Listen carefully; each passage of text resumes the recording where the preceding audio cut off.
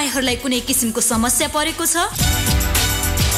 समस्या समाधान कसरी गर्ने भनेर अन्योलमा हुनुहुन्छ भने कानुन तपाईँको बलियो आधार हो। कानुनी समाधानको प्रक्रियाबारे कानुन व्यवसायी मार्फत हामी यहाँलाई सल्लाह प्रदान गर्नेछौँ।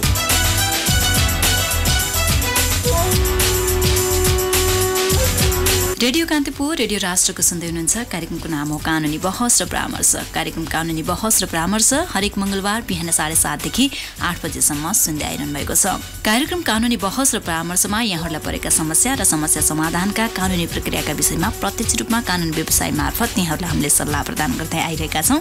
आज पनि हामी कुराकानी गर्नेछौँ, छलफल गर्नेछौँ। विशेष गरी महिलामाथि हुने सबै प्रकारका भेदभाव उन्मूलन गर्ने महासन्धि सिडका विषयमा केन्द्रित रहेर छलफल गर्नेछौँ, कुराकानी गर्नेछौँ। छलफलको लागि आज हामीसँग कार्यक्रम अवधिभर रहनुहुनेछ अधिवक्ता रोशना प्रधानज्यू हुनुहुन्छ। उहाँसँग आज हामी सिडका विषयमा केन्द्रित रहेर कुराकानी गर्नेछौँ। नेपालले 1991 मा यो महासन्धिलाई अनुमोदन गरेको हो। त्यस अन्तर्गत नेपालको दायित्वहरू के छ, नेपाल सरकारले कानुनी दायित्व के पूरा गर्नुपर्ने हुन्छ, आज हामी यसैमा नै केन्द्रित रहेर छलफल गर्नेछौँ। स्वागत तथा अभिवादन, म हुँ कमला। कार्यक्रम कानुनी बहस र परामर्श हरेक मंगलबार बिहान 7:30 देखि 8 बजेसम्म सुन्दै आइरहनु भएको छ। कार्यक्रममा स्वागत गर्न चाहन्छु अधिवक्ता रोशना प्रधानज्यू। धन्यवाद कमलाजी। हजुर, यो महिलामाथि हुने सबै प्रकारका भेदभाव उन्मूलन गर्ने महासन्धि सिडको विषयमा हामी कुरा गर्दाखेरि नि पहिला हामीलाई प्रश्न पारिदिनुहोस् न, यो महासन्धि चाहिँ कस्तो खालको महासन्धि हो?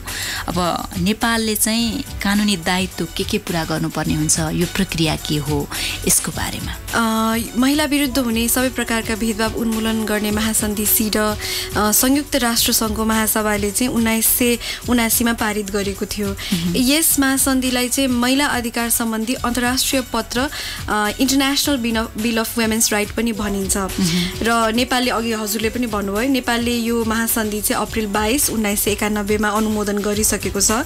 र उक्त महासन्धिको नेपाल पक्ष राष्ट्र भएकोले महासन्धि अन्तर्गत प्रत्येक 4 वर्षमा आवधिक प्रतिवेदन पेश गर्नुपर्ने दायित्व नेपाल सरकारको रहेको छ।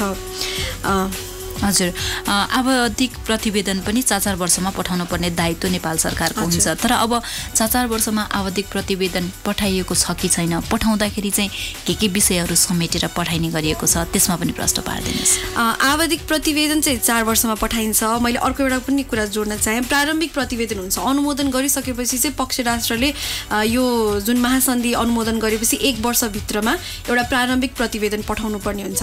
नेपालले चाहिँ 1991 मा अनुमोदन गरिसकेको भए तापनि आफ्नो प्रारम्भिक प्रतिवेदन चाहिँ 1998 मा मात्रै पठायो। त्यसपछि पनि यसले आवधिक प्रतिवेदन पठाउने यसको एउटा ग्राफ हेर्ने हो भने चाहिँ 1998 मा प्रारम्भिक प्रतिवेदन पठाएपछि यसले 2002 मा दोस्रो र तेस्रो चाहिँ कम्बाइन गरेर एकमुष्ट दोस्रो र तेस्रो आवधिक प्रतिवेदन सँगै पठायो। त्यसपछि यसले एकैचोटि 2009 मा चाहिँ चौथो र पाँचौं पनि कम्बाइन एकमुष्ट गरेर पठायो सरकारले, नेपाल सरकारले। अब अहिलेको ग्राफ हेर्ने हो भने चाहिँ 2009 पछि हामीले नेपाल सरकारले चाहिँ 2015 मा आफ्नो 6औं आवधिक प्रतिवेदन पठाउनु पर्ने दायित्व रहेकोमा 2017 मा मात्रै 6औं आवधिक प्रतिवेदन पेश गरेको छ। र यो 6औं आवधिक प्रतिवेदन पेश गरेको अनुसार चाहिँ यसको सिडको रिभ्यू जुन सिड कमिटीमा हुन्छ, जुन जेनेभा स्विजरल्यान्डमा छ, त्यसको रिभ्यू चाहिँ आज हुँदैछ। यो प्रतिवेदन पेश गर्नुको उद्देश्य चाहिँ के हो?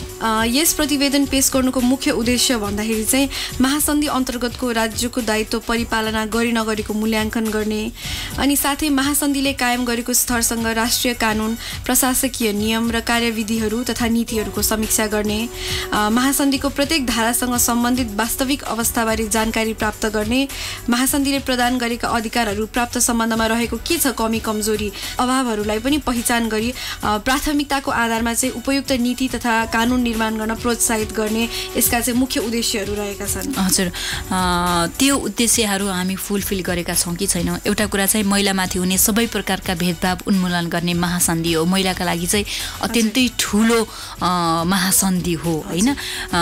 अहिले पनि हेर्ने भनेदेखि महिलामाथि हुने गरेका हिंसा र भेदभावहरू विद्यमान नै छन्। अब त्यो दायित्व सरकारले पुरा गरेको छ त भन्ने प्रश्न पनि त्यहाँनिर जोडिन्छ। हजुर, दायित्व अब सरकारले पुरा गरेको छ कि छैन भन्ने प्रश्नमा चाहिँ यो एउटा अब परिवर्तन भनेको चाहिँ यो भइराख्ने ग्रेजुअल प्रोसेस भन्छ नि, त्यो सब एकैचोटि एकै दिनमा अथवा एक वर्षमै हुने चिज होइन। 1991मा महासन्धि अनुमोदन गरिसकेपछि चाहिँ हामीहरू जो वकालत गर्छौँ महिला अधिकारको लागि, हामीहरूलाई पनि एउटा चाहिँ वकालत गर्ने एउटा राम्रो बाटो पनि भयो। र सरकारको दायित्वको कुरा गर्दाखेरि चाहिँ सरकारले धेरै हदसम्म आफ्नो चाहिँ जुन भेदभावपूर्ण कानुनहरू थियो, जहाँ चाहिँ भेदभाव थियो, तीहरूलाई चाहिँ हटाउँदै गइरहेको छ। जस्तो सम्पत्तिमाथिको अधिकार, त्यो पनि अहिले महिलाहरूले चाहिँ सम्पत्तिमाथिको अधिकार छ उहाँहरूलाई। साथै अब अरू त्यस्तै कुराहरू गर्ने हो भने बहुविवाहलाई चाहिँ बदर गरेको छ अहिले। सो यस्ता धेरै भेदभावपूर्ण कानुनहरू चाहिँ सरकारले हटाउँदै गइरहेको छ। तर सरकारले कानुन त हटायो, साथै नयाँ कानुनहरू पनि पारित गरेर चाहिँ महिला अधिकारलाई सुरक्षित गर्ने बाटो बनाएको छ। तर यसको चाहिँ पूर्ण कार्यान्वयन चाहिँ हुन नसकेको अवस्था छ।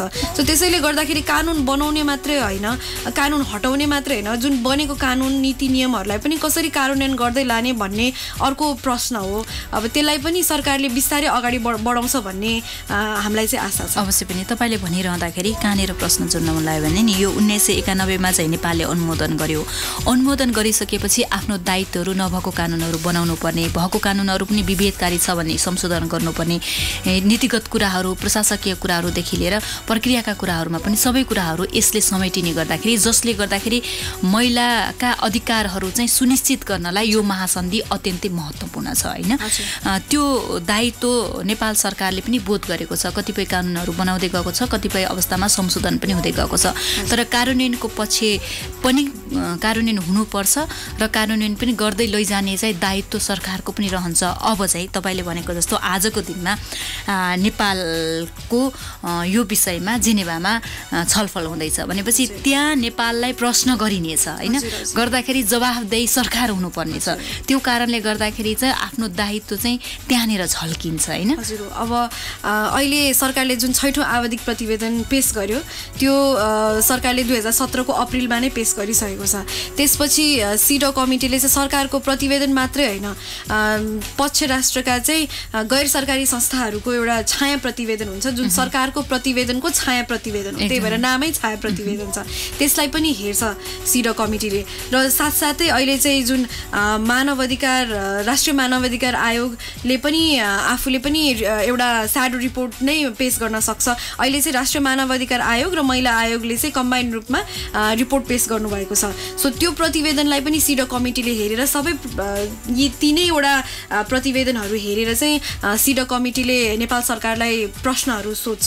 सो अहिले चाहिँ गैर सरकारी संस्थाहरूको प्रतिवेदनले गर्दाखेरि पनि सरकारले कति कुराहरू चाहिँ राम्रो भयो, हामीले यस्तो गऱ्यौँ, एकदमै सकारात्मक कुराहरू लेख्दै पनि कहाँ चाहिँ कमी कमजोरी छ त भन्ने कुरा चाहिँ यो छाया प्रतिवेदनहरूले प्रश्न पार्छ। सो छाया प्रतिवेदनहरूलाई पनि हेरेर उहाँहरूले चाहिँ प्रश्न सोध्नुहुन्छ। र हामीले चाहिँ नेपाल सरकारको जो डेलिगेट्सहरू अहिले सिडोमा चाहिँ आज अब रिभ्यू हुँदैछ, उहाँहरूले उत्तर दिनुहुन्छ। उहाँहरूलाई चाहिँ मक सिडो सेसन पनि गराइसकेका छौँ। त्यहाँ चाहिँ नेपालकै डेलिगेट्सहरूले नै आफै बसेर कस्तो हुन्छ त भनेर अभ्यास गर्नुभयो। त्यसमा चाहिँ हाम्रो एक्स सिडो कमिटी मेम्बर पनि आएर उहाँले पनि एकदमै फेसिलिटेट गरिदिनु भयो। र हामीले चाहिँ 5-6 जना सिडो कमिटी मेम्बरहरू यहाँ जो चाहिँ वुमेन राइट्समा धेरै वर्षदेखि काम गरिराख्नु भएको छ, उहाँहरूलाई बोलाएर जसरी सिडो कमिटीमा जस्तो खालको अभ्यास हुन्छ त्यहाँ त्यस्तै खालको अभ्यास चाहिँ हामीले यहाँ गराएर उहाँहरूलाई चाहिँ एउटा तयारीको रूपमा पनि हामीले पठाएका छौँ। तर अब उहाँहरू चाहिँ आफ्नो उत्तरहरू कतिको सब्सटेन्सिएट गर्न सक्नुहुन्छ, कतिको चाहिँ उहाँहरूले गरेको एकदमै ट्याक्टिकल प्रश्नहरू सोध्नुहुन्छ सिडो कमिटीका मेम्बरहरूले। त्यो प्रश्नहरूलाई चाहिँ अब कसरी सम्बोधन गर्न सक्नुहुन्छ र जुन कामहरू भएका छैनन् त्यसको लागि पनि हामी यसरी गर्छौँ भनेर कसरी भन्न सक्नुहुन्छ, त्यो चाहिँ अब आज हेर्नु एकदमै जरुरी छ। अवश्य पनि। र त्यससित सँगसँगै फेरि सुझावहरू पनि आउँछ र यो गर्नुपर्ने दायित्व छ नेपाललाई भनेर त्यो सुझावहरूमा पनि ती कुराहरू समेटेर पठाउने गरिन्छ र त्यो दायित्वभित्र नेपालले त्यसलाई लिनुपर्ने हुन्छ होइन।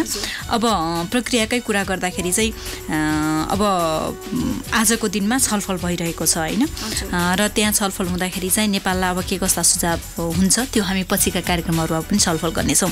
तर हामीले अब यसभित्र समेटेका महिलामाथि हुने सबै प्रकारका भेदभाव उन्मूलन गर्ने महासन्धि भनिरहँदाखेरि पनि धारावाइज रूपमा चाहिँ के विषयहरू समेटिएका छन् त हामी त्यसमा प्रवेश गरौँ होला, किनभने महिलाको एकदमै अति नै ठुलो विषय हो यो। महिला अधिकारको क्षेत्रमा काम गर्नेहरूका लागि पनि र महिलाहरूका लागि पनि समग्रमा राष्ट्रका लागि नै, किनभने राष्ट्रले अनुमोदन गरेको भनेको त महिलामाथि हुने सबै प्रकारका भेदभाव उन्मूलन गर्न म तयार छु भनेको हो नि। त्यसैले सकारात्मक तरिकाले यसलाई लिनुपर्ने हुन्छ र त्यही किसिमले सरकारले दायित्व निभाउनेछ भन्ने पनि हामी आशा गर्नुपर्ने हुन्छ होइन। कुराकानीलाई हामी निरन्तरता दिनेछौँ। अहिले पनि बेला भएको छ छोटो कमर्सियल ब्रेक।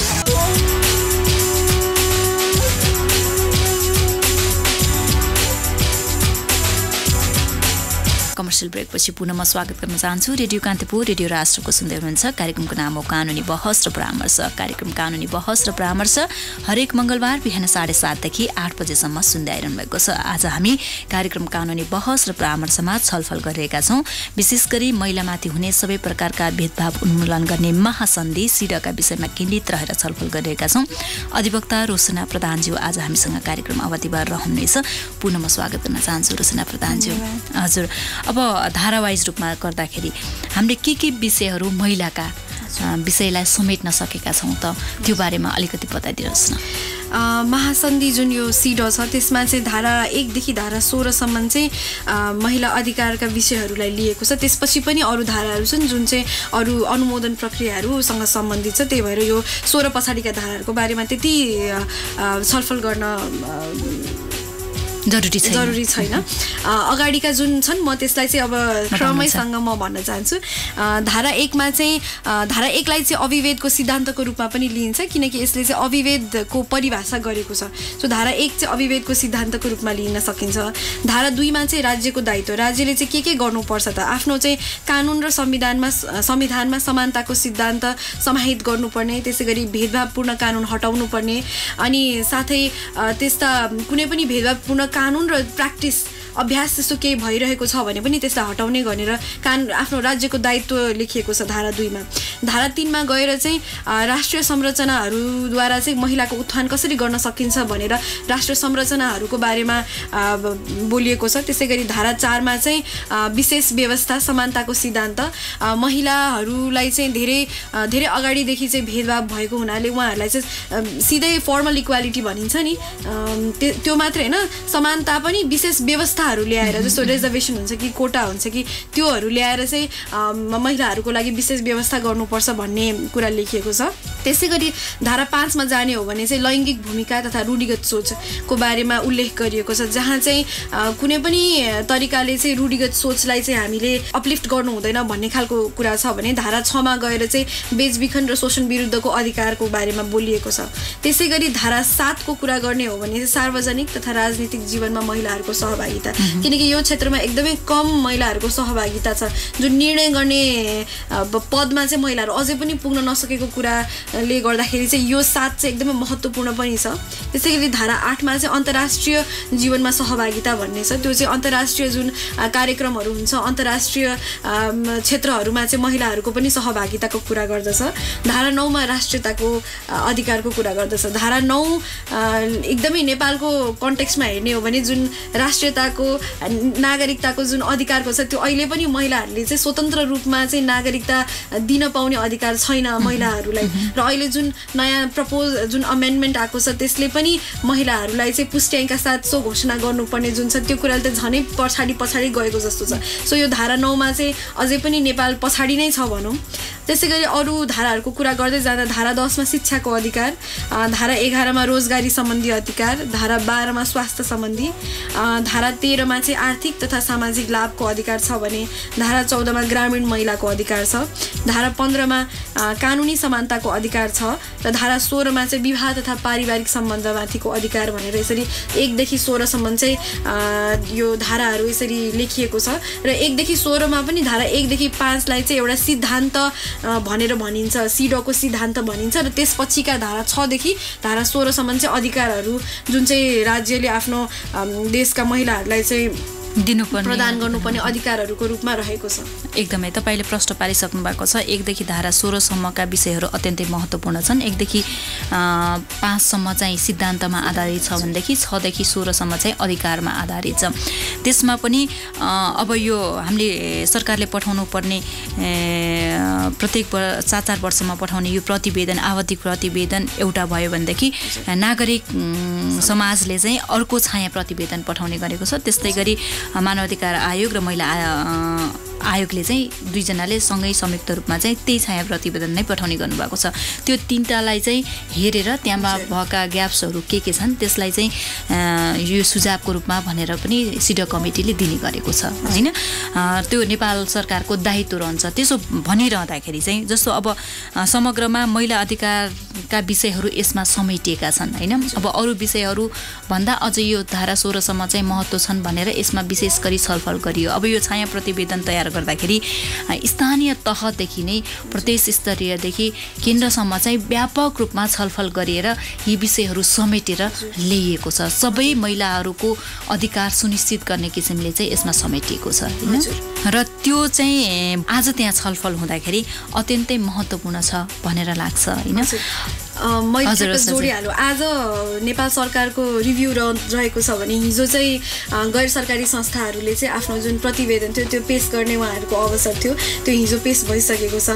अलिकति गैर सरकारी संस्थाहरूको जुन प्रतिवेदन छ त्यसको बारेमा पनि अलिकति कुरा गर्न एकदमै जरुरी छ जस्तो लाग्छ मलाई। गैर सरकारी संस्थाहरूले जुन आफ्नो एउटा अवसर छ सरकारको प्रतिवेदनमाथि छाया प्रतिवेदन पेश गर्ने त्यो चाहिँ एकदमै महत्त्वपूर्ण छ। किनकि सरकारले पेश गरेको प्रतिवेदनमा चाहिँ रहेर कमी कमजोरीहरू देखाउने प्रतिवेदन हो छाया प्रतिवेदन भनेको। र यसले चाहिँ सिडो कमिटी मेम्बरहरू जो सदस्यहरू हुनुहुन्छ उहाँहरूलाई चाहिँ एकदमै सजिलो पनि बनाउँछ रिपोर्ट हेर्नलाई र उहाँहरूलाई निष्कर्ष सुझाव दिनको लागि पनि। र अहिले छाया प्रतिवेदनको कुरा गरिरहँदाखेरि एउटै मात्र छाया प्रतिवेदन गएको पनि छैन र नेपालमा धेरै गैर सरकारी संस्थाहरू छ। उहाँहरूले चाहिँ कोही मिलेर एउटा कोएलिसन जस्तो बनाएर गइराख्नु भएको छ भने कसैले चाहिँ आज जस्तो आदिवासी जनजाति महिलाहरूले आफ्नो इस्युजहरू राखेर लगिराख्नु भएको छ। त्यसै गरी दलित महिलाहरूले आफ्नो इस्युज राखेर स्याडो रिपोर्ट छाया प्रतिवेदन बनाएर लगिराख्नु भएको छ हैन। त्यसै गरी अरू सेक्टरको जुन महिलाहरू हुनुहुन्छ उहाँहरूले पनि त्यसरी नै आफ्नो छाया प्रतिवेदनहरू बनाइराख्नु भएको छ। तर जसरी जतिवटा गए पनि यो चाहिँ नेपालको एउटै हो भनेर हेरिने हो। त्यसैले यी सबैको एउटा जिस्ट भन्नु नै नेपाल सरकारलाई चाहिँ आफ्नो दायित्वहरू पालना गर्नको लागि घरिघरि घचघच्याउने नै हो। र अब यो छाया प्रतिवेदन हिजो पेश भइसक्यो। आज गभर्नमेन्टको रिभ्यू भइरहेको छ। यसपछि अब हाम्रो जुन निष्कर्ष सुझाव आउँछ त्यो पनि नेपालले चाहिँ पालना गर्न नेपाल उत्तरदायी हुन्छ। र अबको निष्कर्ष सुझावलाई चाहिँ नेपालले कसरी कुन तरिकाले पालना गर्छ त्यो चाहिँ हेर्न जरुरी छ। अवश्य पनि र कुरा गरिरहँदाखेरि होइन अहिलेसम्म केही पनि भएको छैन यस्ता महासन्धिहरूलाई अनुमोदन गरे पनि के र भन्ने तरिकाले पनि नहेरौँ होइन। कति कुराहरू परिवर्तन पनि भएको छ। अनुमोदनै नभएको भएदेखि चाहिँ आज यी विषयहरू चाहिँ यहाँनिर ग्याप्स छन् यहाँनिर कमी कमजोरी छन् यसलाई सच्याउनुपर्छ भन्ने अवस्थामा पुग्नै सकिँदैन थियो होइन। त्यसलाई अनुमोदन गरियो र तब यसलाई चाहिँ राम्रो तरिकाले अगाडि गइरहेको छ बढिरहेको छ भनेर भन्ने हो। महिला अधिकारको क्षेत्रमा काम गर्नेहरूको वकालत होइन र त्यससित सँगसँगै सरकारले हो भनेर मनन गरेर नै यो दुईटा कुराहरूले यसरी अगाडि बढिरहेको छ। पहिलाको भन्दा अहिले वास्तवमा महिला अधिकारको कुरा गर्दा धेरै प्राप्त पनि भएको छ। अब कतिपय कुरा त व्यावहारिक रूपमा कार्यान्वयन हुन पनि कठिनाइ छ। कानुनी रूपमा चाहिँ हामीले धेरै फड्को पनि मारिसकेका छौँ होइन। र अहिले बनेका कानुनहरूले पनि धेरै महिलामुखी नै छन् होइन। अब कतिपय अवस्थामा छैन। अब अहिले पनि नागरिकताको कुरा गर्दाखेरि विभेद नै छ होइन। अझ सङ्कुचित हुँदै गएको छ। तर त्यो पनि हुनु हुँदैन भनेर भन्ने कुराको महसुस त राज्यले पनि गर्नु आवश्यक छ होइन। त्यसको लागि पनि यस्ता कार्यक्रमहरूले यस्ता महासन्धिहरूले चाहिँ सरकारलाई बढी जिम्मेवारी बनाउँछ। त्यो कारणले गर्दाखेरि पनि यसलाई सकारात्मक तरिकाले लिनु जरुरी छ होइन। र जुन किसिमले छलफलहरू भइरहेको छ आगामी दिनमा आउने सुझावहरूमा पनि हामी छलफल गर्नेछौँ। तर अब यसमा तपाईँ आफै पनि लयर भएको हिसाबले चाहिँ अझ यसमा यो विषय छुटेको हो कि भनेर भन्ने चाहिँ त्यस्तो केही देख्नुहुन्छ? एउटा चाहिँ कस्तो भने जुन सिडा कमिटीमा प्रतिवेदन पेश हुन्छ त्यसमा चाहिँ शब्दको पनि एउटा लिमिटेसन हुन्छ, ख्याल गर्नुपर्छ शब्दको लिमिटेसन।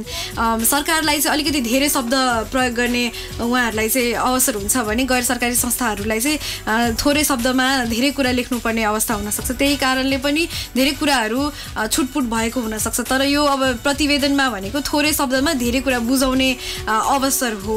अब सरकारको प्रतिवेदन हेर्ने हो भने सरकारको एकदमै राम्रो पक्षहरू धेरै नै लेखेर गइएको छ, सकारात्मक कुराहरू असाध्यै धेरै छ होइन। अनि जेमा पनि हामीले एकदमै राम्रो गरौँ, एकदमै उ गरौँ, एकदमै यस्तो गरौँ त्यस्तो गरौँ भन्ने छ। सो त्यसले गर्दा चाहिँ सरकारले पनि अलिकति कन्स्ट्रक्टिभ भएर आफ्नो कुराहरू राख्दाखेरि पनि कन्स्ट्रक्टिभ हिसाबले राखेर चाहिँ हामीले यस्तो गऱ्यौँ तर यो गर्न बाँकी छ भन्ने हिसाबले राखेर गएको भए चाहिँ अझै राम्रो हुन्थ्यो। मैले गभर्मेन्टको रिपोर्ट पनि यो आफै पनि यो छाया प्रतिवेदन लेख्ने जुन समूह छ त्यसमा इन्भल्भ भएको हिसाबले गभर्मेन्टको रिपोर्ट पनि अध्ययन गर्ने अवसर पाएँ। सो त्यसले गर्दा पनि गभर्मेन्टको रिपोर्टको जुन ल्याकुनाजहरू छ त्यो मैले थाहा पाउन पाएँ। साथै जुन गैर सरकारी त्यसमा चाहिँ के देख्नुभयो? गभर्मेन्टको रिपोर्टमा चाहिँ अलिक भेग हिसाबले लेखिएको छ होइन, जे कुरा पनि चाहिँ स्पेसिफिक हिसाबले अलिक नलेखिएको पाइयो। अब ठ्याक्कै एउटा पिक गर्न चाहिँ अलिक गाह्रै पर्छ अहिले। साथै गैर सरकारी प्रतिवेदनमा पनि धेरै कुराहरू चाहिँ एकदमै छोटोमा लेख्नुपर्ने भएकोले हामीले सुझावहरूलाई चाहिँ बढी फोकस गर्यौँ होइन। समस्या एउटा देखायौँ तर समस्या भन्दा पनि हामीले इस्यु वाइज चाहिँ सुझावहरूमा बढी फोकस गरेको भएर यस्तो भएको भए हुन्थ्यो, यस्तो चाहिँ आएको भए हुन्थ्यो भन्ने हिसाबले हामीले सिडा कमिटीलाई चाहिँ सुझावहरूमा बढी फोकस भएको हिसाबले त्यसमा पनि एक दुईवटा कुराहरू धेरै छुटपुट त छन्। तर त्यसलाई पनि अब हामीले आउँदो दिनहरूमा चाहिँ आफैले पनि हामीले सिडा कमिटीमै लगेर चाहिँ सुझाव आएरै गर्नुपर्छ भन्ने छैन। त्यो कुराहरूलाई हामीले आफैले आफ्नो देशमा घचघचाउँदै लाने र कार्यान्वयनको अवस्थामा पुर्याउन सकिन्छ। अवश्य पनि महासन्धिमा मात्रै यो छलफल हुनुपर्छ भन्ने जरुरी छैन। अधिकारको क्षेत्रमा काम गर्नेहरूले पटक पटक आवाज पनि उठाउँदै आइरहनु भएको छ होइन। र तर त्यो एउटा ठुलो मौका हो भन्ने कुरा पनि हो। र यसमा आज हामी चाहिँ सिडको विषयमा जुन प्रक्रिया र नेपाल सरकारको दायित्व त्यसमा केन्द्रित रहेर कुरा गरिरहँदाखेरि अब सिडा कमिटीले नेपाल सरकारलाई सुझाव दिन्छ होइन। त्यसपछि त्यो सुझाव चाहिँ नेपाल सरकारले स्वीकार गर्नुपर्ने हुन्छ। नेपाल सरकार चाहिँ स्वीकार गर्नलाई उत्तरदायी हुन्छ किनकि सिडा अनुमोदन गरिसकेको भएर चाहिँ सिडाको सुझावहरू जे छ नेपाल त्यसलाई पालना गर्न उत्तरदायी हुन्छन्। र आफ्नो देशमा पनि आफ्नो देशमा चाहिँ त्यो सुझाव आइसकेपछि त्यसलाई कसरी पालना गर्ने हो त्यो हिसाबले प्रोग्राम्सहरू त्यो हिसाबले कार्यक्रम नीति नियम बनाउन चाहिँ नेपाल उत्तरदायी छ, कानुन बनाउन पनि उत्तरदायी छ होइन। अब जस्तो अहिले पनि नागरिकतामा विभेद छ भन्ने कुरा गर्दाखेरि चाहिँ अब सुझाव त पहिला पनि आएको थियो होइन। यस्तो खालको विभेदकारी कानुन चाहिँ हुनु हुँदैन भनेर आएको थियो। तर त्योभन्दा अझ कतिपय अवस्थामा रिग्रेसिभ भएर गयो भनेपछि अब फेरि पनि त्यो सुझाव आउन सक्छ भनेपछि सरकारले अब कानुन नै संशोधन गर्न जरुरी देखिन्छ। हजुर अब सुझाव आउन सक्छ भन्दा पनि आउँछ भन्ने नै हाम्रो छ किनकि त्यही अनुमान त्यही एउटा जुन विषय छ त्यो चाहिँ एकदमै पेचिलो पनि छ र अहिलेसम्म कन्ट्रोभर्सियल पनि रहँदै आएको छ। सरकारले चाहिँ जहिले पनि त्यसमा एकदमै महिलालाई स्वतन्त्र रूपमा नागरिकता प्रदान गर्ने अधिकारमा चाहिँ एउटा लिमिटेसन जहिले लगाउँदै आएकोमा अहिले फेरि आएर जुन सो घोषणासहित जुन पुष्ट्याइ गर्ने भन्ने छ त्यसले गर्दा चाहिँ अझै रिग्रेसिभ भएर आएको छ। र यो कुरा चाहिँ अब संविधानले पनि यसरी व्याख्या गरेको छैन। त्यसै गरी संविधान हाम्रो fundamental law of the land पनि भनिन्छ, सर्वोच्च कानुन होइन। संविधानले नै त्यसरी नभनेको अवस्थामा कानुनमा गएर चाहिँ त्यसरी लेखिँदाखेरि यो त अझै महिलालाई चाहिँ भेदभावपूर्ण कानुन भएको हुनाले चाहिँ अब कानुन नै फेरि यो जुन लेखिएको छ यसलाई नै संशोधन गर भनेर आउन सक्छ किनकि संविधान नै संशोधन गर्नुपर्ने हुन्छ। संविधानमा चाहिँ यो जुन पुष्ट्याइ गर्ने कुरा छ त्यो चाहिँ लेखिएको छैन। तर संविधानमा पनि एउटा चाहिँ स्वतन्त्र अधिकार जुन महिलालाई दिने कुरामा एउटामा संविधानमा पनि अलिकति लिमिटेसन राखिएको छ। जस्तो अब नागरिकताकै अलिकति कुरा गरिरहँदाखेरि नेपाली महिला अथवा नेपाली बुवा वा आमाले चाहिँ स्वतन्त्र रूपमा नागरिकता चाहिँ प्रदान गर्न सक्छन् भन्ने छ। तर तल गएर चाहिँ के भनेको छ भने यदि नेपाली महिलाले कुनै विदेशी पुरुषसँग बिहा गरेको अवस्थामा चाहिँ त्यहाँबाट जन्मिने जुन सन्तान छ त्यो विवाहबाट उनीहरूले चाहिँ अङ्गीकृत नागरिकता पाउने भनेर यसरी काटिएको छ। तर यो व्यवस्था चाहिँ पुरुषको हकमा लागू हुँदैन होइन। सो संविधानमा नै एउटा खालको विभेद छ, तर यता आएर कानुनमा नै जुन अहिले छ त्यो झन् ठुलो विभेद भएको छ। सो यो कुरालाई चाहिँ हामीले एकदमै स्ट्रङली अहिले रिपोर्टमा लिएर गइरहेका छौँ, गैर सरकारी संस्थाहरूको रिपोर्टमा। सो यसमा चाहिँ निष्कर्ष सुझाव पक्कै पनि आउँछ भन्ने हाम्रो आशा छ। अवश्य पनि। र त्यसपछि त्यो दायित्व चाहिँ सरकारको हुन्छ कि त्यसलाई चाहिँ संशोधन गर्नुपर्ने दायित्व रहन्छ र त्यो पालना गर्नेछ सरकारले भनेर हामी आशा गरौँ होइन। अनि साथै सरकारको सँगसँगै अब हामी सबैको पनि त्यसलाई कसरी परिपालना गर्ने, कार्यान्वयन गराउने भन्ने हामी सबैको पनि दायित्व एकदमै प्रत्येक नेपाली नागरिकको दायित्व रहन्छ होइन। जब हामी सुशासनको कुरा गर्छौँ नि नेपाली नागरिकको दायित्व पनि त्यसमा जोडिएको हुन्छ। यहाँसम्म आइदिनु भयो, समय दिनुभयो र यति धेरै कुरा जानकारी गराइदिनु भयो, त्यसको लागि अधिवक्ता रोशना प्रधानज्यू यहाँलाई म धेरै धेरै धन्यवाद दिन चाहन्छु। यहाँलाई पनि मलाई यहाँ आएर यसरी यो महासन्धिको प्रक्रियाको बारेमा साथै अरू कुरा गर्ने अवसर दिनुभएकोमा धेरै धेरै धन्यवाद दिन चाहन्छु। आज हामीले कार्यक्रम कानुनी बहस र परामर्शमा सिडाको महासन्धिको विषयमा केन्द्रित रहेर छलफल गऱ्यौँ। यसमा समेटेका विषयहरू र नेपाल सरकारको कानुनी दायित्वको विषयमा छलफल गऱ्यौँ। अर्को साताको मङ्गलबार बिहान 7:30 देखि 8 बजेसम्म कार्यक्रम कानुनी बहस र परामर्शमा पुनः भेट्ने बाचा गर्दै अहिलेलाई म कमला पनि बिदा हुन चाहन्छु। नमस्कार।